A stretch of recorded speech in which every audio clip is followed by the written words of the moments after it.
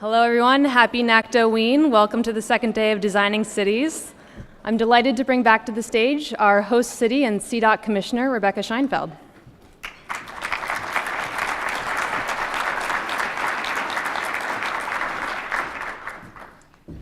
Good morning, everybody. It's wonderful to see so many people are still here and awake after what I heard was a great time last night. I admit I left a little early, but it was bustling. So good morning, and again, welcome to Day 2 in Chicago. I'm really excited to be introducing the mayor this morning. It is a pleasure to work for him every day because he gets it. He understands the importance and the value of smart investment in our transportation systems, smart street design, because it's not just about getting to where you need to go every day, to work, to school, to play. That's important. But it's about connecting people throughout our city to opportunity, to a future, and making people part of this effort that we are making in making sure that Chicago has a 21st century transportation system for a 21st century economy. He lives it, he breathes it. As I said yesterday, he's relentless about reminding us and keeping us on task to make sure that we move that vision forward. So I'm honored to be part of that team and to serve him every day along with my team.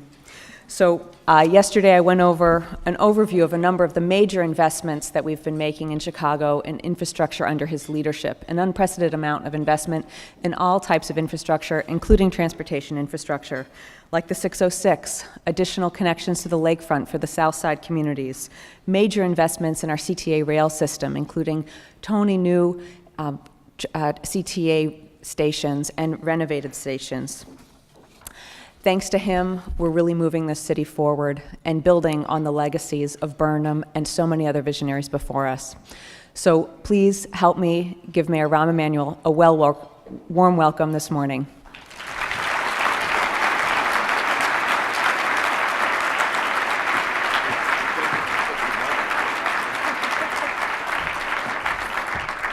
Thank you, Rebecca. Thank you all. So you all were out last night at Fulton Market? I can feel the sales revenue surging for the budget right about now. Thank you very much for doing that. We do have to pass a budget in 3 weeks, so I really do appreciate it. Go ahead, if you guys want, go out later. We have an amusement tax too. Just make sure you hit every revenue source. It's a joke, relax, okay? Let me pick up on what Rebecca talked about, and let me give first the end result and then walk back why I think investment in infrastructure, specifically transportation, is so important. For 4 years in a row, Chicago's the #1 city for corporate relocations. For 5 years in a row, Chicago's the #1 city in the United States for direct foreign investment. And for 6 years in a row, Chicago's economy has grown faster than the United States, New York, and DC. And we've done it, obviously, without either Wall Street or the federal government. Thank God. Now, those economic data points are not the result of a charming, winning personality. They are the result, the table of CDOT employees are laughing the hardest over here, but they are the focus and the key focus about investment in what I call the 5 T's, of which one is transportation.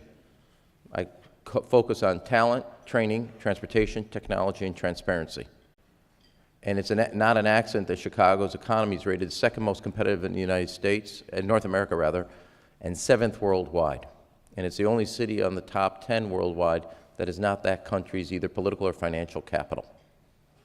And transportation is the history of the city, but it's also the future of the city. And if you don't invest in it, you're not going to grow at the capacity you can, and they need to grow at that capacity. Chicago, whether it's everybody knows about O'Hare, but the truth is, if you go all the way back, when the rail lines were first being built in the United States, they were going to go to St. Louis. St. Louis said, no, we have the Mississippi River. We didn't want that competition, so Chicago became that junction point.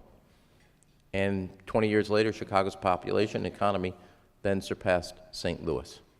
And that tells you the story of the city. Now, I firmly believe from my days working both for President Obama in Congress, but also for President Clinton, you cannot have a 21st century economy built on a 20th century foundation. It's not possible. And you have to make investments in that area, but then in a coordinated area. Putting aside aviation, which is key for the city of Chicago, both from O'Hare, Midway, O'Hare was just rated the best connected airport. There is nowhere in the world, nowhere in the United States, nowhere in North America you cannot get to directly multiple times a day from the city of Chicago, weather permitting, and that's something I've asked Rebecca to look into. But the key part, I took the train to work today. I take the train to a minimum of twice, sometimes 3 times a week. Mass transit is key for the city of Chicago. So we've made a strategy both on mass transit, bikes, and roads to have an integrated transportation system. It's 2 years ago, Chicago became the first city to go completely 4G on its mass transit system. Part of that, and it was done through our infrastructure bank, which we set up. But part of that strategy, employers do not want their employees working only at work, on their way to work. The new office is a train. So we put 4G on the system. So whether you're going to work or coming home from work or going to pick up your kids, you can move that office with you with mobile technology. Now, by 2019, just shy of nearly half of the rail track in the city of Chicago's complete system will be new. With both the new blue, the completion of the red and purple modernization, which will take from 95th Street on the south side all the way up to Evanston. In addition, and I worked on the new Brown line from when I was a congressman, but in addition to that, almost 1/3 to 40% of all the stations will be totally, completely done, of which every station will have new artwork from an artist in the city of Chicago around the world, ensuring that our public spaces are animated with cultural enrichment throughout the city of Chicago, telling the story of that neighborhood. We now have a little over 200 miles of completed bike lanes and the most comprehensive bike sharing program. And just about 2 years ago, Chicago was rated #1 bike city in America. When we started, we were 10. But with that consistent investment, the entire bike culture of the city of Chicago has moved forward, and about 2%, or just shy of 3% of the city rides their bike to and from work as a transportation system. And Milwaukee Avenue, I think, was rated somewhere as like the most busiest street in the United States for bike commuters to and from work. And then second is also through our other investment and coordinated effort, both through Rebecca's shop, but also through our water department.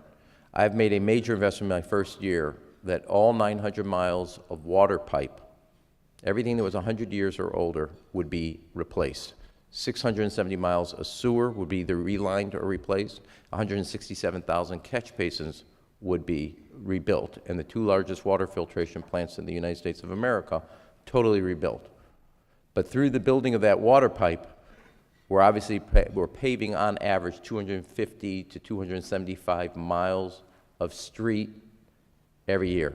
There's about 4,300 miles in the city of Chicago, city, county, and state roads.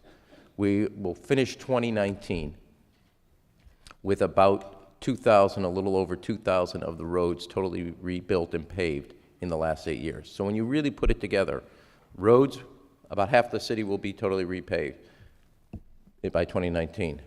Mass transit, about half the track will be totally new in the city of Chicago.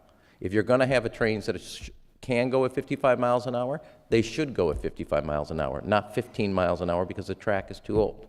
New stations, 4G, new train cars, and an entire integrated bike system throughout the city of Chicago, whether that's rideshare or protected bike lanes. And it's not an accident, then, that the city of Chicago's economy as a whole, let alone on infrastructure spending, we have created, and every year, not every year, on a 5-year window, I've laid out a comprehensive infrastructure investment strategy, including schools, community colleges, parks, water, road, mass transit, and aviation. Chicago's history is transportation. Chicago's future is transportation. If you invest in mass transit, as well as in improving your roads and every effort, the city of Chicago not only will move forward, people will invest here, because we have to use our density as the urban center to our economic advantage. It is key. You cannot have this incredible migration, not only of companies, but people to the city, and not have a transportation system where they can move and go forward.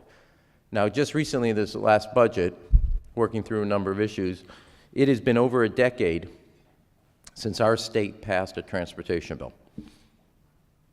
And as the city of Chicago and the economic engine of the state, I can wait longer, but I think you can probably tell by now, patience is not one of my strong suits.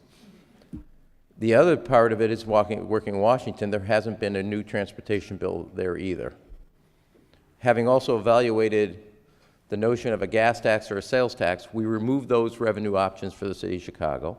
So I proposed in the budget speech, but separate from my budget, a new fee on the rideshare industry that will directly go into capital for mass transit.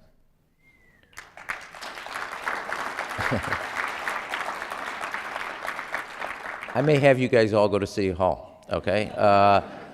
But it's a new way of looking at it. Look, all of us are facing the same thing. I'm open to multiple different ways of funding investments. And when I say that is, sometimes in the first part of what we did in the CTA, which is Chicago Transit Authority, is we have done a lot of cuts in the central office, and then we use that revenue to plow into other investments. We have done things in our schools, our parks, better at accessing resources from Washington, which we've done with the red-purple modernization. The two innovations, I would say, in funding, because one of the challenges all of us have to do, Rebecca and I asked Rebecca and Dorval work on this constantly. The red-purple modernization. So this is, as you could probably tell by now, I'm a little driven by data. We have 7 different lines. We have multiple lines in the city of Chicago's mass transit system. I take the brown line to work. But the red line, 38 to 39% of the people take that line to work in the city of Chicago. Even though you have a bus system and a train system, so nearly just shy of 40% of the people in the city take one line. So we create, through an agreement with the federal government, which is on a long-term investment, we then created a transportation TIF, which was new for the city of Chicago, along that line as a matching 50% federal resource. And we had never done a transportation TIF or used TIF as a transportation funding source for our match to make that work. And that was a different innovation. But the goal was, when that work gets started next year, from Evanston on the boundary on the north side to 95th Street, which is near the border of the city of Chicago on the south side, near the border, not completely, the track system and the stations will be new, where about 40% of the people of the city of Chicago take that system. So to move that investment, that was a key goal. Knowing full well, as I just told you, that the federal government and the state were not going to step up in any new significant way, and I cannot, as in good conscience as the mayor, put Chicago's future on hold. I think that would be irresponsible. We then looked at, obviously, and I think this is true for a lot of cities, the rideshare industry as a whole. They first were kind of in a competitiveness with obviously the taxi industry, but because of their different venues, they're now in competitiveness with mass transit. And given where the states were and the federal government, or the state of Illinois, on a new transportation or infrastructure investment, we decided that we were going to do a new fee. First year will be 15 cents. The second year will be a nickel for a comprehensive 20%. And that will become the revenue source that goes into funding other further improvements in the mass transit system for reliability. And it's a whole different source that allows all of us that have cities to come up with a revenue source to make key investments. Obviously, I've done mass transit. Any city, depending on size, capacity, can make what other investment they want. But it's beyond the gas tax. It's beyond the sales tax. And it was an alternative to what we have done a year ago or 2 years ago when we passed legislation in Springfield to allow us to create a transportation TIF. Again, it's a new source. Some people will look at private-public partnerships. We have done that and used that in some capacities. Some people will look at the traditional sources. Here are 2 different tools in the toolbox that I think have not really been explored and utilized in a different way. And lastly, to illustrate the 2 points, you were at Fulton Market. We opened a station in Fulton Market that had been closed in '47. Prior to that, Fulton Avenue, Fulton area of Chicago, was an opportunity. Since the time we opened not only this station there, which is in about 2012, 2013, prices per square foot have moved from 47 to about 257 a square foot. And the dramatic movement both of Google, new hotels, new restaurants, new technology, the sectors just, at one point there was, on one building, it was more expensive than on Michigan Avenue per square foot. But to give you a sense of integration, everybody points at the new Morgan Street station we opened. I worked out a deal about 3 years ago with WeWorks where we put a 300 per bike garage, they manage it, with showers and locker, separate obviously, male, female. So it was an integrated part of our transportation system, both a new station and a first ever on the west side of the city of Chicago, bike garage with shower and capacity. And it's not an accident. You can literally see it like an inflection point since the transportation options came. The entire area of Fulton Market that you now see, we notice, and Everett, is exploded as an economic engine job creator. And we're in the midst of the process. Rebecca's leading the effort. Under the street is the old World War II cobblestones, and we're going to bring those back up, replace them, not replace them, clean them up, etc., and make that a real part of the history of that area, which was our distribution and meat market distribution.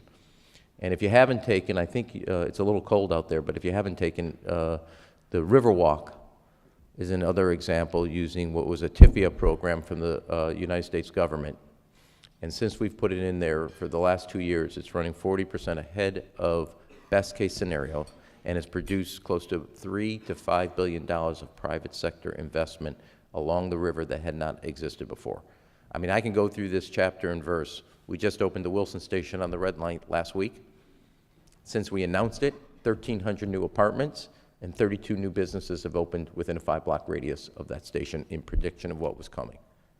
All of you work on things that I think are essential to keeping our cities economically vital, keeping our city job creation happening, and most importantly, make a city livable and accessible to everybody.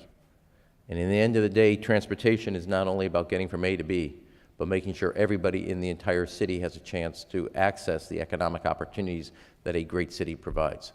I want to thank you for having the conference here in the city of Chicago. You are not done on your responsibilities. Do you go out there tonight and do some more damage to the city economically and create real opportunities? I have a monitor on you. But I want to thank you for also being in the forefront of something that I think is really important as cities try to chart an independent economic course, as both our state capitals and national government, I think, have walked away from the responsibility investing in a future if you want to make that future happen. Thank you.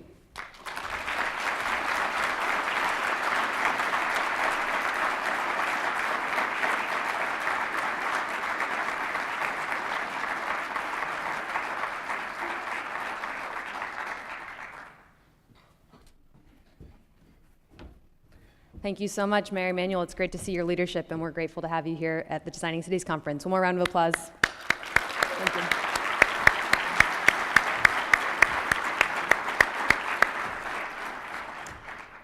Next up, I'm delighted to bring to the stage John Trotta from WSP, who's going to introduce our next speaker. Well, that's not easy to follow. Yeah, I grew up in Chicago, and we are so fortunate to have Mayor Emanuel. Imagine having somebody that worked for the two greatest leaders in my lifetime, Barack Obama and Bill Clinton, that really changed the economy, and now we have this mayor.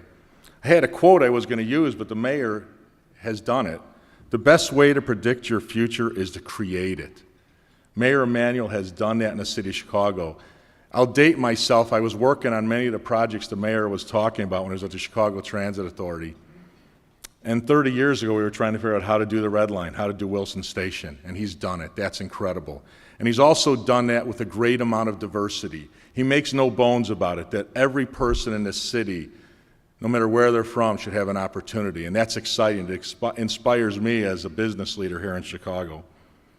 You know, this morning I was holding my granddaughter. She's a little over a year old. And I remember 35 years ago, you didn't see many women. there were no Rebecca Scheinfelds running major programs.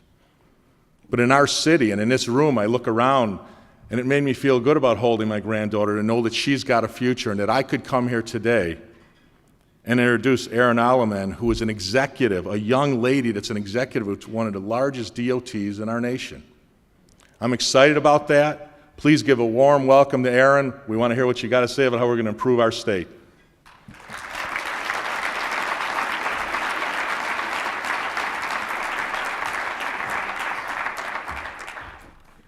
Thanks so much. I'm happy to be here this morning, and thanks for the introduction, John. It is an honor to be before you talking about transportation and infrastructure investments in Illinois.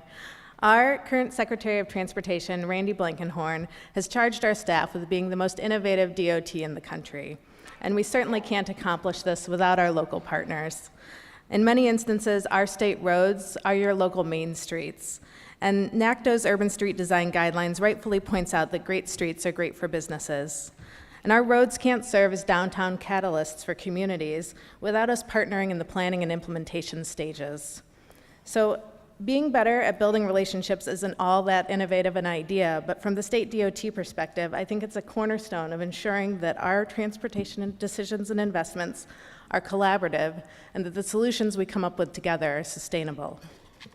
Last month, I was invited to tour Central Illinois' city of Decatur, their intermodal port.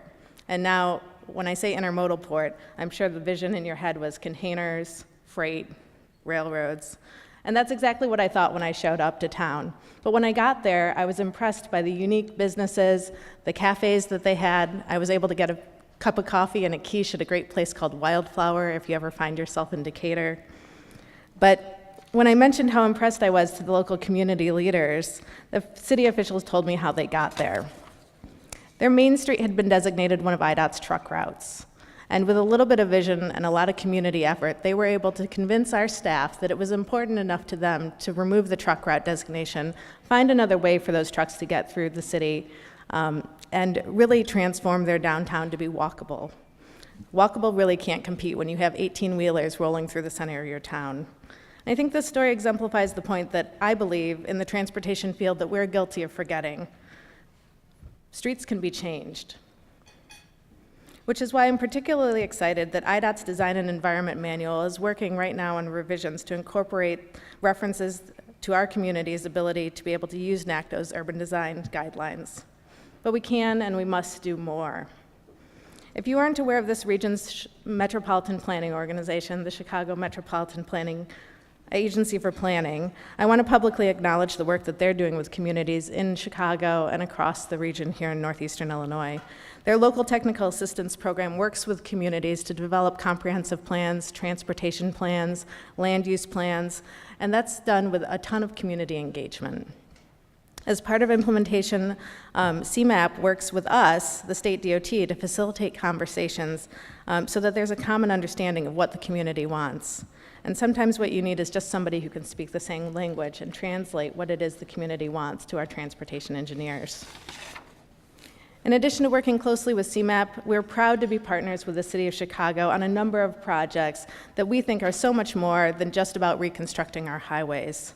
The Jane Byrne Circle Interchange is the lifeline and connection outwards to all of the expressways in the Chicago region. It has been ranked time and time again as the #1 freight bottleneck in America. It's a critical access point. Presently, it's under construction, and the total price tag is about $600 million. As part of the Jane Byrne reconstruction, we've made significant investments to the CTA UIC Blue Line Halsted Street Station, adding a new canopy so that people can shelter under the rain, shelter from the rain when it's raining outside. We've made the station ADA compliant in partnership with CTA. This is a major connection to the University of Illinois at Chicago and the Greektown neighborhood in the city. The 95th Street Red Line station that the mayor mentioned is right in the middle of the Dan Ryan Expressway, our facility, and this too is a quality of life improvement. The $280 million project improves one of CTA's busiest stations. It has 24-hour service with 1,000 bus trips on a typical weekday. These buses connect the far south side of the city of Chicago with the CTA rail network.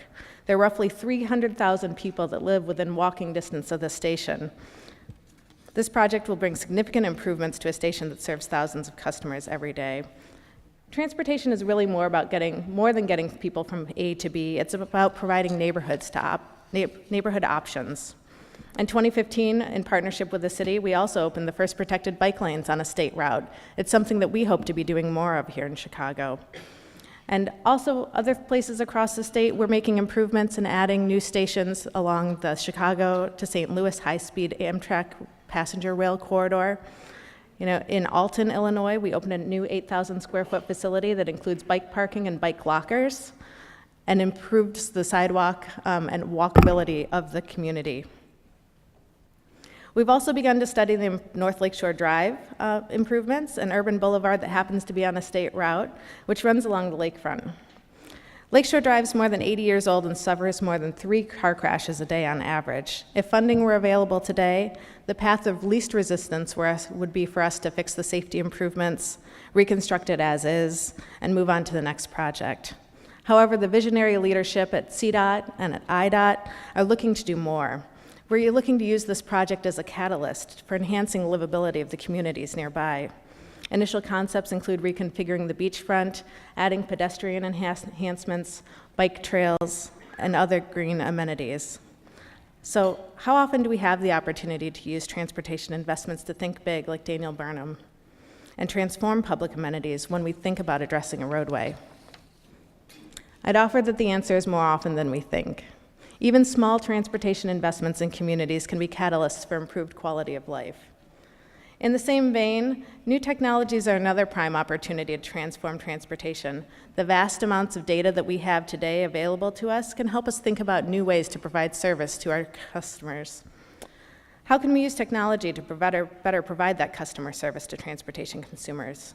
The technology is disrupting the way that we think about and design for transportation. Are we going to need overhead message boards in the future? I don't know. Am I going to need a tolling transponder? I can use my phone to unlock a divvy bike at any station here in the city of Chicago.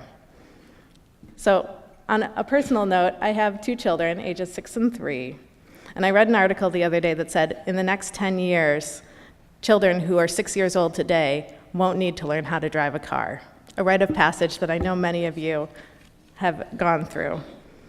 My kids will be the first generation of youth who don't learn to drive as a rite of passage. But now, that probably doesn't mean that they're not going to have to take a test, right? They're going to have to be able to operate these machines that we have. But they probably aren't going to experience the embarrassment of parallel parking that I personally had to endure. So we transportation officials must work together to support these innovations. Technology companies aren't going to wait for us to improve our roadways. They're already adapting to what we have. And I, for one, am looking forward to the promise that automated transportation technologies bring to us.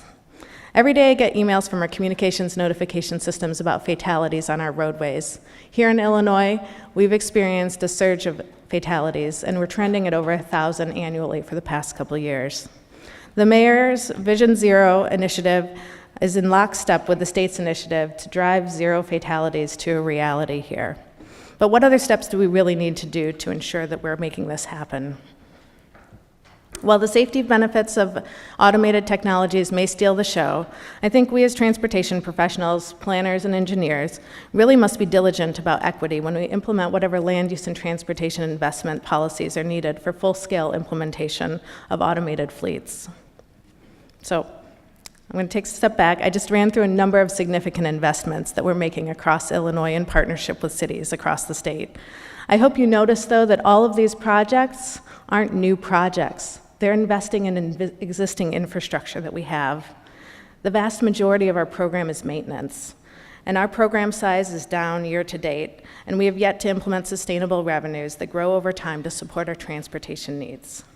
However, when we transform our existing assets to better serve our communities, there's still reason to celebrate, to cut ribbons, and to have groundbreaking ceremonies. I know that Illinois isn't the only state in greater need of revenue, and the Office of Planning and Programming, under my leadership, is working to develop a number of performance-based project selection tools that help us ensure that our limited resources provide the greatest return on investments for communities. We're doing this by providing greater transparency and accountability at the state level and ensuring that the project selection process is transparent. In doing so, I really believe that we're going to see more transformational projects come from communities. One of the best things about making this process more transparent is that you know how to win. And I think that's a good thing. So I'd like to wrap up by just saying that there isn't another field that touches everyone's lives and communities on a daily basis. The public doesn't care about who owns the road, who owns the train, who owns the sidewalks or the bike paths. In the end, they care about whether or not it gets them to the places that they need to go. Transportation is about improving quality of life and livability of our communities, and I commend NACTO for taking leadership in these areas and helping to develop resources that professionals like us in the transportation field can use to build cities with safe, sustainable, accessible, and equitable transportation choices that support a stronger economy. So thanks everyone for having me. I hope you enjoy the conference.